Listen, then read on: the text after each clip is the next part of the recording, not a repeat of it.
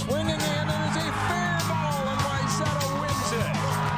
Champlin Park back to state for the third straight year.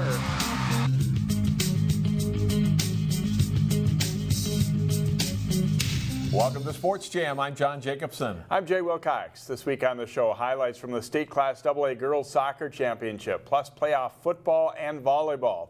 We'll meet a leader on the Benilde-St. Margaret's football team that scored a couple of playoff upsets before falling. And I'll talk state volleyball with the talented Champlin Park Rebels. But first, state cross country. Wayzata's boys and girls teams won Section 6AA and were each ranked first in the state polls coming into last weekend's state meet. The boys up first this year in Class AA. And that's a great finish as Roseville's Acer Iverson outkicks Wayzata's Andrew Brandt to win. Iverson's time 15 minutes, 14.8 seconds.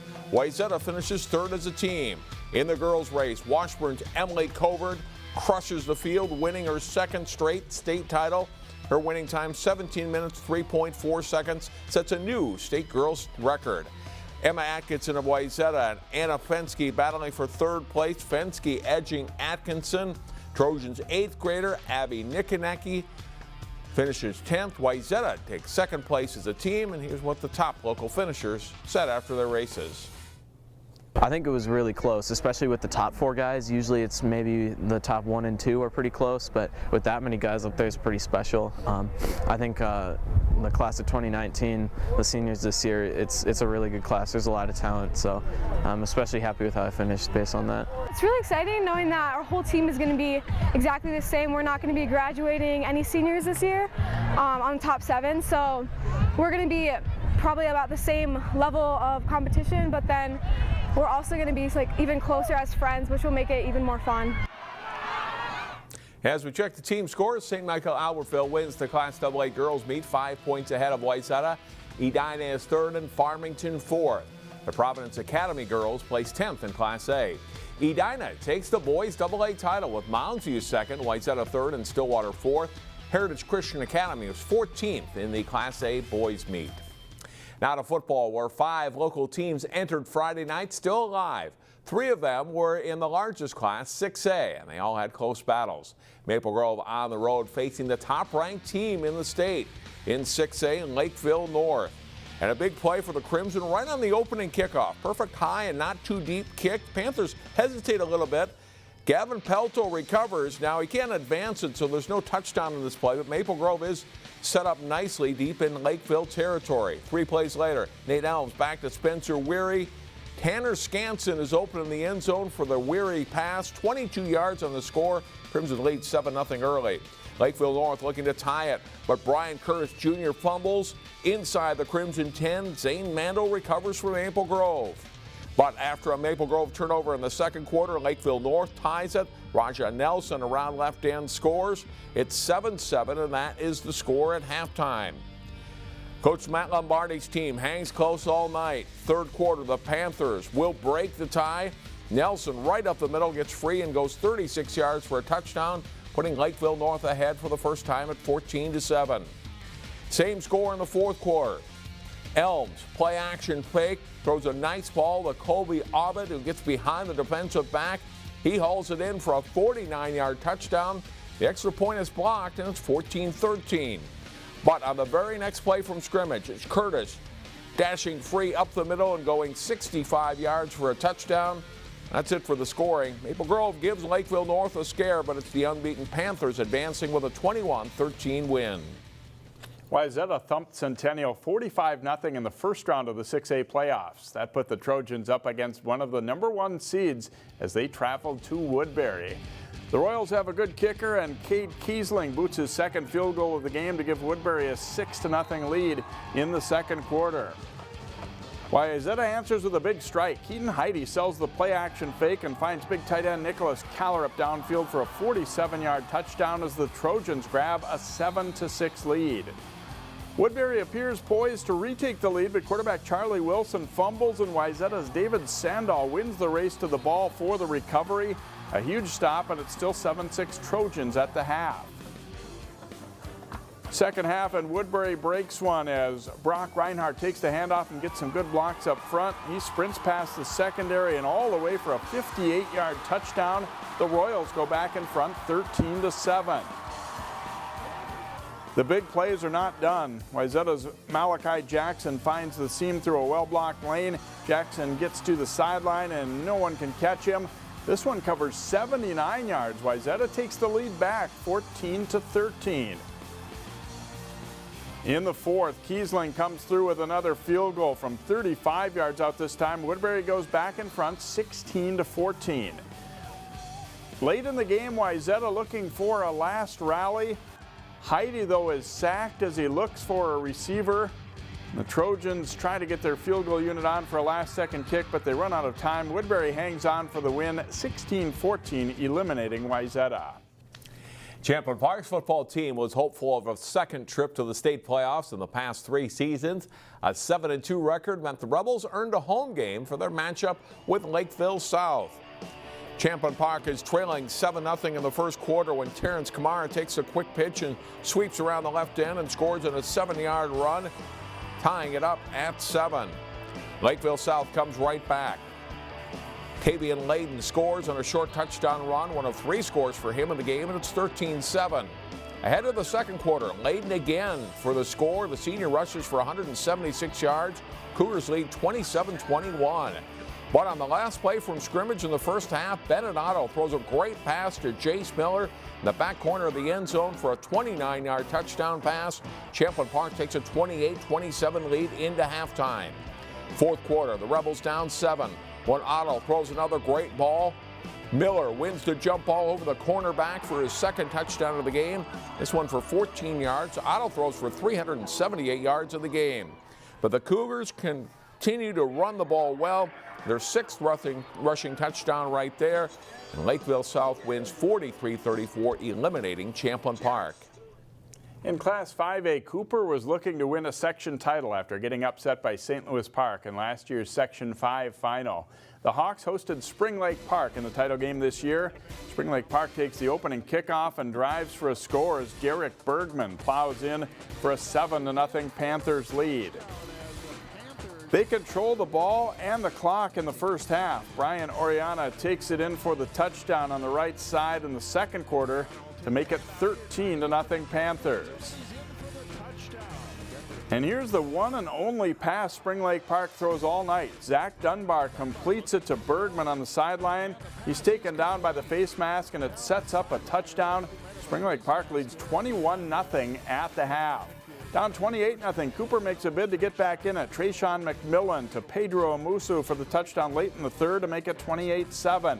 The same combination works early in the fourth as Amusu comes back for the ball to score his second TD. Cooper pulls within 14. But the Panthers pick up some clutch first downs to eat up the rest of the clock as Cooper falls again in the section final. 28-14 is the final score. In Class 4A, Benilde-St. Margaret's was the 6th seed in Section 5. The Red Knights ousted 3rd seed Holy Angels and 2nd seed Providence to advance to the title game. That's where they face top seed SMB. Second quarter, Benilde's Isaiah Smith powers in for a 7-yard touchdown as the Red Knights strike first. In the second quarter, Jalen Suggs throws to Caden Johnson, and he breaks away from a defender to score for a 14-7 SMB lead.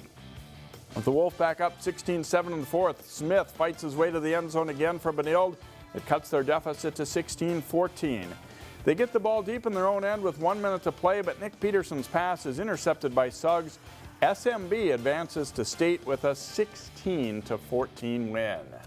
And Jay, with that, for the first time since 1991, there are no teams from our viewing area in the state football playoffs in any class. Kind of a shocker, and that's some good research he was doing Friday night after those games when we got back. Definitely a surprising thing to see. It's been some great football these last few years, and we don't know what to do this week with no football. A little interesting. We have volleyball. That's right. Next up on Sports Jam, highlights from section volleyball finals, and later we'll meet a standout linebacker who did help Benilde to a section final. Welcome back to Sports Jam. And John, a local girls soccer team made it all the way to the championship game this year. Wayzata's been in a lot of these state finals through the years, and they made it to the AA title game facing Minnetonka. Grace Wiseman, a great pass to Riley Bracken for the Skippers, and she scores with a left foot for a 1-0 Minnetonka lead. Wayzata comes hard in the second half. Lily Gilbertson lays the pass for Abigail Brantner, but she can't get a good hit on the ball. Later, Maya Turner serves a nice cross into the box, but Paige Kallmeyer comes down with it. Kallmeyer had a great postseason in net for the Skippers, and Minnetonka goes on to win 1-0. We were hoping that we'd be able to score more goals than none, and but unfortunately it wasn't meant to be, and that's what happens when you're playing against teams that are very defense oriented, and they do a very good job tactically. They were in good spots. I definitely was confident that one of them would have gone in eventually, but today just wasn't our day, I guess, and I'm still really happy that we even got to this championship game. A great season for the Trojans. Now to volleyball, where the top 2 seeds advance to the championship match in a deep Section 5 3A tournament. Number 1 seed Champlin Park taking on 2nd seeded Wayzata for the 3rd time in the past 4 seasons. First set, Izzy Ashburn sets to Sammy Hilly, who delivers a kill to give the Rebels a 12-4 lead as they get out to a great start.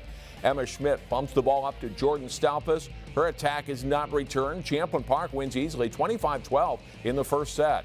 Wayzata plays much better in the second set. Kate Long blocks Schmidt's attack. The Trojans rally from an early deficit. Later, Olivia Johnson sets the ball in the middle. Lily Emlog's swing is returned wide, and it's set point for the Trojans, leading 24-23. But the Rebels pull this one out. Schmidt with a couple of huge swings for points late, including that one. Champlin Park wins 27-25 to go up 2-0. Third set, Wayzata leads for a long time. Elizabeth Helmick with one of her 10 kills in the match. Wayzata leads by as many as 4. But again, Champlin Park is too much. Katie Weimerskirch with an ace serve puts the Rebels ahead 22-26, or 22-16. And then the Rebels win it when Sophie Jesuit hits one long for Wayzata on match point. The celebration on for the Rebels. Champlin Park sweeps Wayzata. They're on the way to the state tournament for a 5th year in a row. And we'll hear from Champlin Park later in the program. In Section 6 3A, Armstrong advanced to the final as the number 6 seed. It was the Falcons' first section final appearance in 15 years. Aisha Khan's team meeting Edina on the Hornets' home court in the section final. Armstrong rolls in the first set. Riley Fry to Kaya Durant on the slide as the Falcons beat a mistake-prone Edina team 25-16 to start the match. The roles are reversed in the second. Edina cruises with a Kat Warpinski cross-court hit for the set-winning kill. They win 25-14. The third is close throughout. Christine Graff tips to the outside for the point as the Hornets pull out a 25-23 win to go up 2-1. But Armstrong has some fight left. Fry sets to Brenna Mayer for the kill to tie at 21-21 in the fourth. Mayer has a great match for the Falcons. And Durant gets a block for set point as Armstrong pulls out a 25-21 win in that fourth set to even the matchup at 2-2. But the fifth set is all Edina. Elena Borer gets a second chance on the attack, and she converts as Edina wins the fifth set to advance to their first ever state tournament. In Section 5AA, it was Tutina Grace looking to reach the state tournament for the first time since 2002. The second-seeded Eagles taking on Rockford, the number 3 seeded in the section semis. Grace in blue on the right. Riley Rios to Beth Scheffler to Maddie Schaefer for the kill, and the Eagles go up 12-5 in the first set. Libero Elizabeth Holzer right on target with the pass. Rios with the kill. Tutina Grace cruises to a 25-10 win in the opening set. Rockford comes out strong to start the second set, though. Sophie Bremmel and Lauren Logering get up for the block in an early 6-2 Rockets lead. Grace battles back, and they answer with a great block. Lauren Mikulich gets up to smother the hit, and the Eagles take a lead at 14-13. And the second set stays close throughout. Mikulich with a kill for a 23-22 Eagles lead. Grace wins 25-22, and they take command, leading 2-0. They continue to play well in the third. Rios gets the kill for a 13-8 lead here for the Eagles. Tutina Grace sweeps Rockford, but the Eagles' season ends Saturday with a 4-set loss to top-seeded Watertown Mayor in the section final. John, pretty good runs for Armstrong and Totino Grace, but they fall just short of section titles there. Yeah, same for Wayzata in Section 5. They had a terrific 5-set match with Osseo in the semifinals. Champlin Park should contend for a title this week at the XL Center. So we've got state volleyball and also big week for girls swimmers. Section swim meets coming up this weekend. Next up in our Sports Jam Spotlight, meet a leader who helped the Benilde-St. Margaret's football team to a section final. The Benilde-St. Margaret's football team was the 6th seed in their section this year, but they grinded all the way to the championship game. One of the leaders for the Red Knights this season was John Whittmore. Jason Melillo profiles the senior linebacker in this week's Sports Jam Spotlight. For most of the 2018 high school football season, Benilde-St. Margaret's linebacker John Whittmore has been in pain. He couldn't raise his hands above his shoulders. I mean, it was that bad. Whittmore has played this season with torn labrums in both shoulders. Despite the pain, Whittmore racked up 61 tackles for the Red Knights in 6 games. But by week 7 of the regular season, he couldn't do it anymore. The tears when he came to me to say, I can't play, coach, I'm done. And I was like, you don't know. I said, let's just take it day by day, let's see what happens. Returning for the playoffs was Whittmore's goal, but that seemed like a long shot until it wasn't. I always wanted to come back. It was always my goal, but I had to get cleared by the doctor first. The doctor said it was the second time he's ever seen somebody, or he would be able to clear somebody from an injury like that in his entire career as a shoulder specialist. So that was really unique. Didn't expect that. So that gave us a lot of momentum going into the Holy Angels game. I think an act of God, because he was able to raise his hands above his head and he couldn't do it. You know, the day before, that Monday, he couldn't move it. He got there, the orthopedic was like, oh my God, you can actually move. So he said, go ahead and play, see how it goes. And, you know, he had a great game that night. He had 14, 15 tackles, and he was, you know, it absolutely jacked our team up before we came out against Holy Angels that night. Whittmore is a 3-year starter and has gradually become a leader for BSM. As a sophomore on the Red Knights state title team in 2016, Whittmore was mentored by guys like lineman Eric Wilson, running back Ricky Floyd, and quarterback Will Whittmore, John's older brother. It was really a unique experience to be able to play with him my sophomore year and both score touchdowns in that game, so that was really awesome. Yeah, he's a role model and leader for me every day. Every Friday he texts me and wishes me good luck and some other motivation with that, and he's always there supporting me, and I just hopefully will leave a mark on this program like he did. This football season has been a winding road for Benilde. John Whittmore helped lead and inspire a young team on its run to the section final, adding to his family's legacy. Jason Melillo, CCX Sports. With the loss to SMB, the Red Knights finished the season with a 7-4 record. Sports Jam returns in a moment as John talks volleyball with the state tournament-bound Champlin Park Rebels.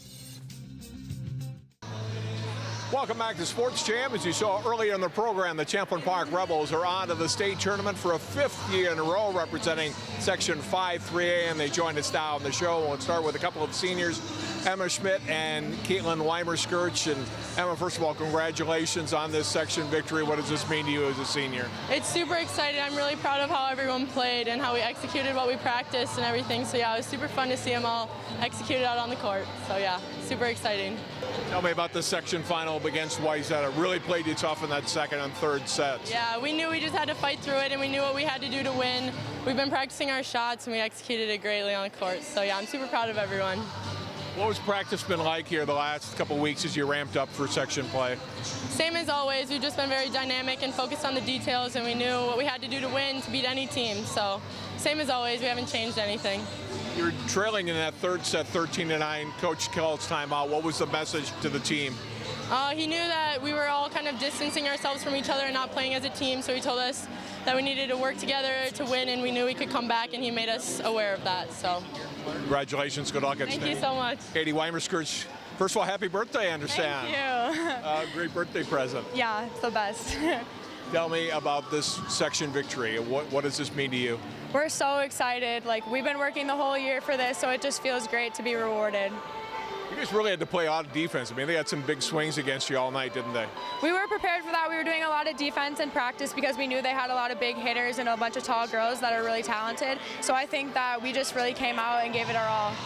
Was it tough to play a team that you hadn't played in a couple of years? Yeah, for sure. We didn't really know exactly what to expect. We just came out and played Champlin Park volleyball. That's all we could do. On to the state tournament now. What are your expectations once you get to St. Paul? Obviously, there's going to be a lot of hard competition, but I think we're ready for it. We just got to stay focused on our side of the court and take care of business.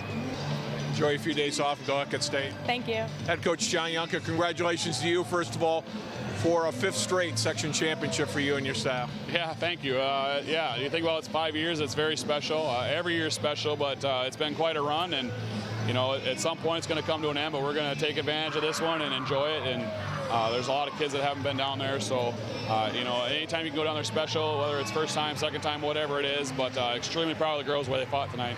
Every year is different. What has made this group special outside of just talent? You know, just their focus. You know, they've obviously been to state a few times, and you know they have the same goals as anybody else. They want to win it once they get down there, and we haven't been able to do that. We've been close, and that was kind of the message at the beginning of the year. They decided that was their motto. If you want to do something you haven't done, you got to do something you haven't done before in practices and things like that. And they've been very focused and whatever else. Finally, as you practice for the state tournament, what's kind of the routine you go through before you get down to St. Paul? Just keep things, you know, the same. Nothing. You don't want to change anything up too much all of a sudden. It's been working so far. You know, obviously we got to keep cleaning some things up, and we'll try and figure out if we can watch some film, if there's any film on anybody, once we find out who we're playing and whatever else. And we'll have some ideas about what we want to do against certain teams. But the main thing is every year you just got to do the best you can on your side to take care of the ball when it's there and execute when we're playing. And if there's a couple of things that we can find to take advantage of, great. But other than that, we'll just kind of keep practices the same and see what happens. Good luck at the state tournament. Thank you very much. Champlin Park Rebels on to the state 3A tournament starting Thursday morning in St. Paul. And as we go to break and before our plays of the week, here's a look at the brackets for the Class 3A volleyball tournament for 2018.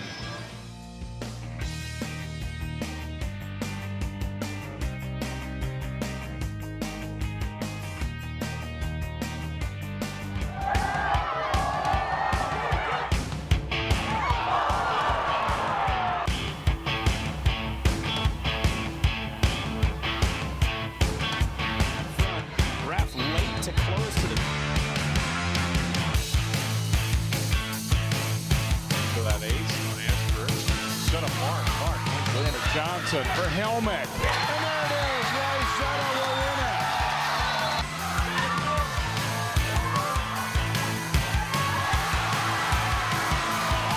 They make one more counterattack. They might be.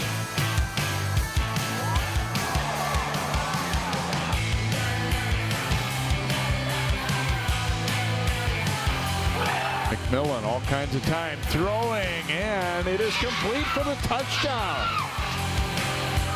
Side Jesuits. That's it for the 5th year in a row. The Champlin Park Rebels are the Section 5 3A volleyball champions.